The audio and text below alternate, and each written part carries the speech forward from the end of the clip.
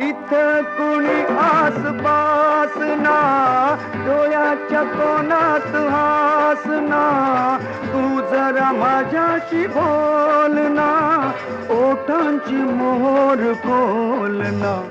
तू लगबग जाता मग वळून पाहता, वाट पावलात अडकळली, जशी मावळत्या उन्हात केवड्याच्या बनात नागिण सळसळली.